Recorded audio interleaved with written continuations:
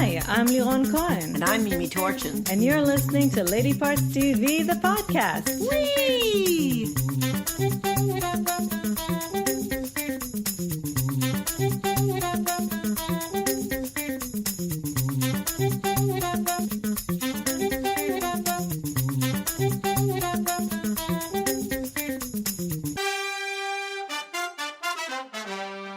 Hello. Hi, everybody. How you all doing? We're still suffering from lingering effects of the As flu. you can hear from Missy's voice. Missy, Mimi's Missy. voice. I mean, I'm sorry, baby. It's all right. Somebody's on my mind. Me too.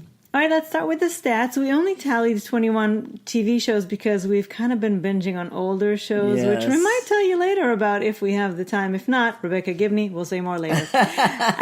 Need we say more? But out of the 21 episodes, written or co-written by women, 11, which is 52%. Excellent. Pretty good. And directed by a woman, 9, which is 43%. Not bad at all. Before we get into telling you about some shows, I'm sure that unless you're living under a rock or, Have no social media. right, you do know that the L, or if you're not a lesbian, I guess, you do know. Sure, then you could care less. You do know that the L Word reboot is official. 8 episodes, Showtime, to me, Showtime didn't need to say yes. They needed to say, duh, of course. The happy news is also that some of the other... Well, we knew that Jennifer Beals, Leisha Haley, and... Catherine Menning. How do you say her name? Menning, I think. All right. Otherwise known as Bet, Shane, and... Alice. I'm just letting you struggle through it because, the name part of my brain is slowly deteriorating. So not only are they coming back to lead the show, they're also going to executive produce it, along with, of course, Eileen Shaken. Of course, everybody executive produces now. But, we knew that they were going to be in the show. That was always what it was discussed as. But now we also hear that Sarah Shahi is probably coming back. I mean, some of these people might not going to be regulars. Right. They might, yes, but that's okay. I've heard also that Erin Daniels might be coming back. Mia Kirshner. I don't know. Flashbacks, maybe? Fantasies, nightmares, I don't know. But nightmares for Mia Kirshner, yeah. Anyway, we're super, super excited about the L Word reboot. The L Word reboot, as you can imagine. If you haven't seen our special vlog dedicated to the L Word, then do go and look for it on our YouTube page or on our website. And if you haven't seen, we've announced a long time ago, but now it's official that much like we have Talking Teal for Wentworth, we will have a vlog series for the reboot of the L Word, which is called L is for Lady Parts. I have to say that I'd be much, much, much more excited, not that I'm not thrilled beyond belief, if Karina Lombard, baby, has been gone for 5 seasons. So what? Get over it. I will never get over it. Eva somewhere is nodding. Anyway, L is for Lady Parts is a vlog series. We already have perks on our Indiegogo page for, if you're interested. But anyway, the reboot will launch before the end of the year. And so will L is for Lady Parts. So something to look forward to. And now... Let's start with a show that you teased people about on your Instagram account. Yes, I think at least 6 people saw that on Instagram and Twitter and Facebook. At least 6 people admitted to seeing it, maybe a few more, which was a TV screen with a question mark and me saying we're going to be reviewing another foreign TV show that actually doesn't star Rebecca Gibney, which is like a miracle. It already is a testament to how good it is that among, all of our Rebecca Gibney fanatical, obsessive viewing, we've managed to squeeze this one in. Not only squeeze it, sometimes choose it over it as the first viewing of the night. It is fantastic. It's called Keeping Faith. It's Welsh. You can see it right now on Acorn TV, the first 8 episodes. Well, the first season is, yes. Yeah. Yes, and there is another season. And it's starring the phenomenal Eve Miles, who I have been a huge fan of ever since Torchwood. And this is just a performance that I would not have expected to have seen her give. I mean, she's a wonderful actress. I have always loved her, but this performance is so intense. It's so both subtle and big at the same time.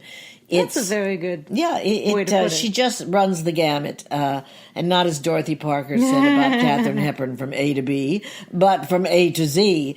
And it takes place in a small town in Wales that is absolutely breathtaking to look at. God, Wales must be magnificently beautiful. She and her husband they're both lawyers, and they have a family business which the father was also a part of.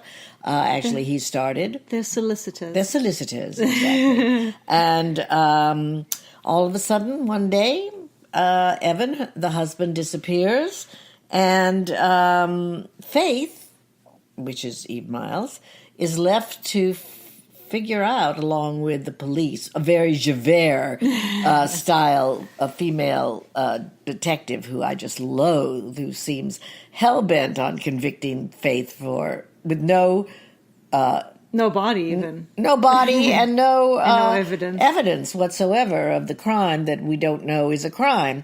But anyway, he disappears, and she has 3 children. She has to go back from pregnancy leave, and otherwise known as maternity leave. Maternity leave, yes, excuse me. And what do I know? Anyway, she finds out things that she wished she didn't know, and the plot thickens every single 10 minutes on this show. It is so packed with intrigue and danger and emotion. It literally had me, I'd say on the edge of my seat, but we watch in bed, so I'll say on the edge of my mattress. It's an incredible show. I absolutely recommend it 100%, and Eve Miles is just splendid with a capital S. So the first season, which is 8 episodes, is now on Acorn TV, of course, and it's been renewed for a second season, and we expect to see certainly hope it to be a whole new story. I want this wrapped up in the next 2 episodes. We have 2 episodes left to watch, so we don't know exactly how it's going to I'm going to be horrified if it's not. Anyway, Keeping Faith on Acorn TV now. Watch it. Now, I'm going to talk about a new series that I'm watching by myself because it's about vampires. It's called The Passage, created by a woman, Liz Heldens. It's on Fox Mondays at 9 p.m., starring Mark Paul Gosselaar, who I adore for many things, but especially for NYPD Blue, which, by the way, I hear is coming back, but don't tell anybody. It's a secret. It's not a secret. It sort of is. It's sort of well known. No? Oh, all right, I take it back. Anyway, I know somebody great who's going to still be in it. Caroline Chikezi, Dr. Major Sykes, who you will recognize, and several other people, including Henry Ian Cusack. And it starts off as something that's well-intentioned, of course, as many things do. A U.S. government experiment turns a group of death row inmates into vampires. Because what's happening is... I mean, it makes so much sense. Yeah, well, listen, I already wrote a play where there was something called medical research incarceration. Yes, but then that was in the future. No, it wasn't about vampires. Okay, just checking. But anyway, they go, Henry Ian Cusack and I think Jamie McShane, go deep into the jungles of somewhere. I don't know exactly, Bolivia, somewhere like that. And looking for supposedly the oldest man in the world, who they do find. And the reason he's the oldest man in the world is because he's a vampire. And what they ultimately are planning to do is create a vaccine against all infectious diseases. But you can't do that because then there will be no more shows like this. Well, it's impossible. Lironi, yes. First of all, this whole show is on a ridiculous premise. You see why Mimi's watching this by herself, but right? made to be very believable. As long as you'll go along with the premise. And these vampires are very believable. But the point is that there's avian flu pandemic reaching the U.S. shores in about 60 days from when this begins, and they're desperately trying to find a cure based on this blood that comes from this vampire. There's a young girl who is central to it, because they think the younger the person, the better. She has nobody she's an orphan.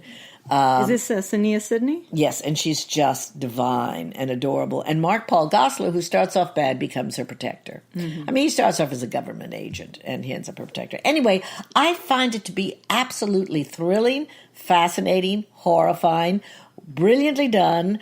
And we use the term brilliant a lot, but this really, really works for me on a very high level, because to me it could happen. And anyway, I highly recommend it.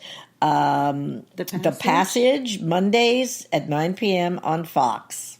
Okay, this is the beginning of February. It's mid-season, and at this time of year, the networks release new shows. They start rolling them out. And we have a couple of shows to tell you about. The first being Riviera, which premieres Saturday, February 9th, 10 p.m. It's premiering on Ovation. It already aired on Sky in the UK in 2017, and season 2 is actually in the making, but it's now coming to the US. Riviera, starring Julia Stiles, Lena Olin, Juliet Stevenson. I mean, a really good, interesting cast. Guys. And even Yigal Nahor, who is an Israeli actor.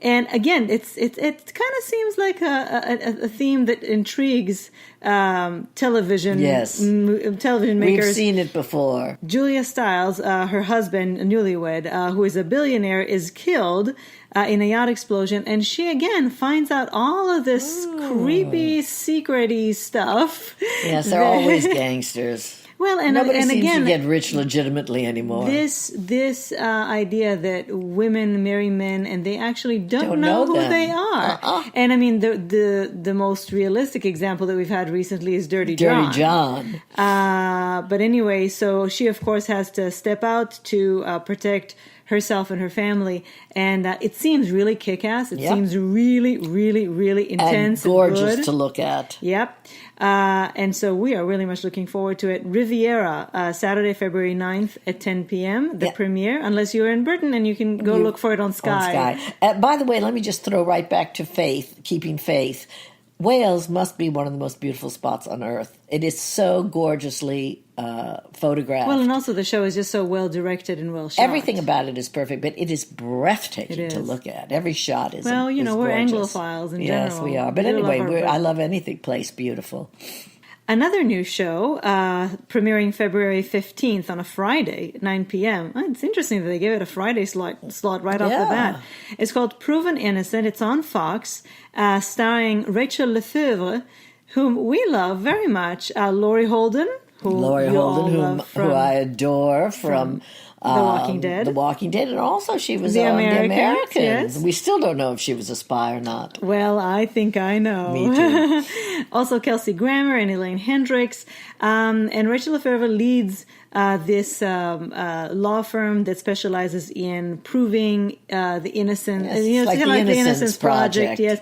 But of course, the twist is that she herself was wrongly convicted when she was younger. And it was a very infamous case. The media was obsessed with it, and she is very well known. Right. And then she was, public. Of course, proven innocent. And so it seems, I think it's going to be episodic. Every episode they're going to deal with a different case. It seems very much fun. Yep, in a serious way. Yes, in a serious way. Oh, absolutely. Not comic. To me, comic doesn't look fun. No. Fun looks interesting. It's a very good and relevant topic. Now that Kamala Harris is running for president, we've been hearing a lot about just how flawed a system. Justice system, yes. Well, we've been hearing a lot about it, but it's really being highlighted because she was a prosecutor.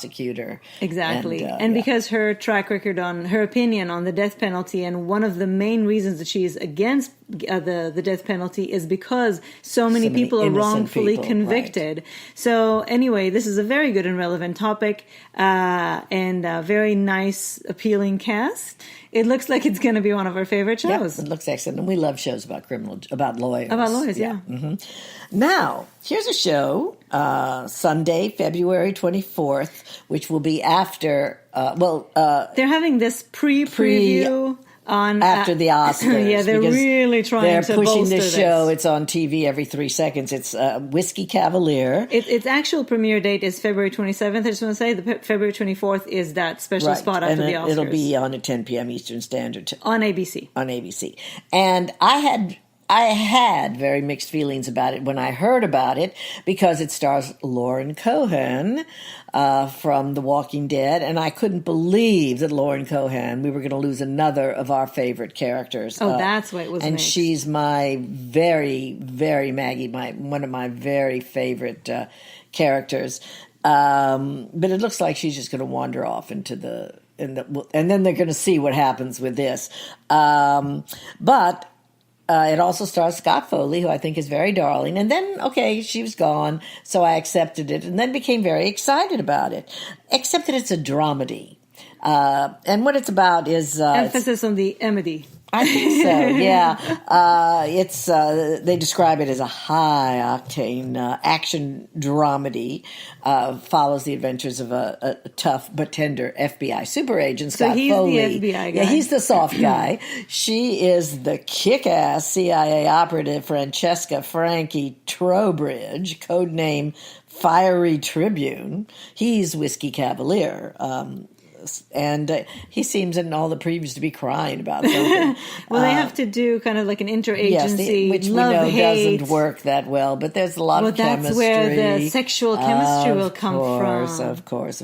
But I will always see her with Stephen Yuan, and that's the end of that. Anyway, it looks like fun. To me, it looks like... But it looks too... light to me. I don't, too many special effects. Moonlighting worked okay for me, but this is filled with action and special effects, and Moonlighting had Sybil Shepherd.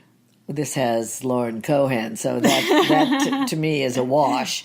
I adore her, and it looks like she's doing a great job. Yeah, she looks good, but the episode, the series itself looks way too light, way too many special effects, which But they might have crammed that into. It's true. To grab the male audience. Yes, oftentimes the previews are not totally representative of what the show is going to be, and I'm going to give this show every possible chance because I adore Lauren Cohan, and because generally this could be fun.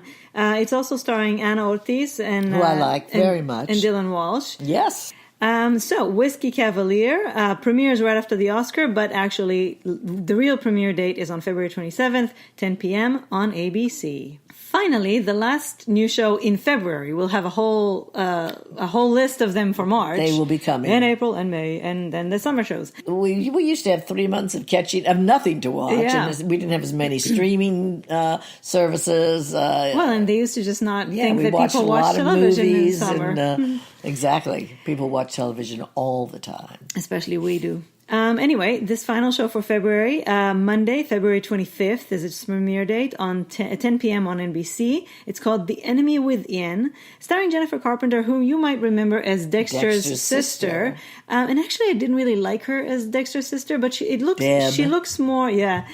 better cast in this from the preview. Yeah, I'm not a huge fan of hers, although she was fabulous in a Possession film.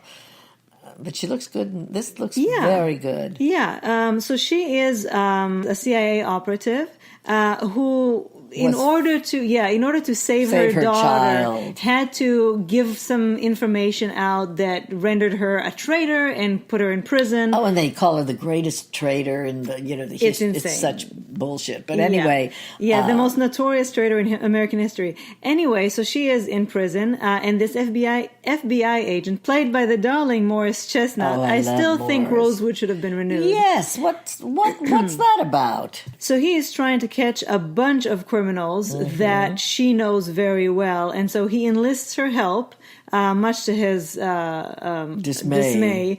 And of course, they try to catch them for different reasons, but they're both very intent on catching them. So it looks good. It looks very intense. Serialized. Yes, it's more serialized rather than episodic because it's all about their quest to find these criminals. And it looks intense. It looks really good. It looks very complex. It looks more like our type of show. Exactly. So, The Enemy Within on NBC, February 25th. And as it so happens, we have a couple of minutes left to tell you about... Yeah, you didn't think you were going to get away without something about Rebecca Gibney, did you? This was one of Australia's most popular shows. It had 6 seasons, called Packed to the Rafters. It's on Hulu now. All 6 seasons are on Hulu. I believe so. And it's a family show. It's created by Bevan Lee, starring, of course, our darling Rebecca Gibney as Julie Rafter, and the mother hen, and the glue that keeps the family together. A lovely Eric Thompson who plays Dave, and a whole bunch of other people you may or may not know who played the children. There's 3 children. The grandfather. There's a grandfather. Their boyfriends and girlfriends. Their roommates. Michael Caton, who I like very much, plays the grandfather. And it opens on the first episode starts on Dave and Julie's 25th anniversary, when all of a sudden they are empty nesters and really, really looking forward to it. And in very short order, all the chicks come home to roost. And that's why it's called Packed to the Rafters. And it's a family And it's drama. only the beginning. There'll be more chicks. More to come. Chicks, roosters, all kinds of people are going to be coming to live in this rather small, charming Australian house. It's a very good show. It's I thought it might be too family for me, but it touches on a lot of very important social issues. They're all wonderful, and Rebecca is just divine and adorable and sexy and beautiful, even though she just plays mom. Now, but I hope that throughout the seasons, actually, every she'll have episode more. Centers on another character. Right. So far we've only seen the first 6 so far, or so. right? Who then narrates the show, and a lot of them go back to show you how you got to now. It's very well constructed. Yeah, well, this is all setting up how we got to that first episode where everybody had to come back home, and then we see what happened. All didn't come home on the same day. But what happened is then every episode showed sort of what happened to lead them to come back home. What happened to Julie, the mother, and her husband. And I'm sure it will continue to do that. It's very smart. Yes, but at the same time, they'll also be moving forward, telling stories about when they live together and what happens. And actually, it's a lot of very interesting stories. Very well done. The show has much more substance. It's very funny, and it's very sweet and loving. And it stars Rebecca Gibney, which is, pretty much... I think it takes place in a suburb in Sydney. I'm not sure. I'm pretty sure. Anyway, Packed to the Rafters. Packed to the Rafters. You can watch it on Hulu. Julie and enjoy. Rafter, played by Rebecca Gibney. Okay, so thank you for joining us for another episode of our podcast. We hope we gave you a lot of good information. I think we gave them fabulous information. And a lot of you wrote to us and said, "Oh, I've known about Rebecca Gibney for years. Oops, why did I not tell you?" Yeah, exactly. So now you know that you have to keep letting us know. LadyPartsTV@gmail.com or on social media. When there's an actress we might fall in love with. Or a show or anything we need to know about. Or an actress. All right, you all. We'll talk to you next week. Bye.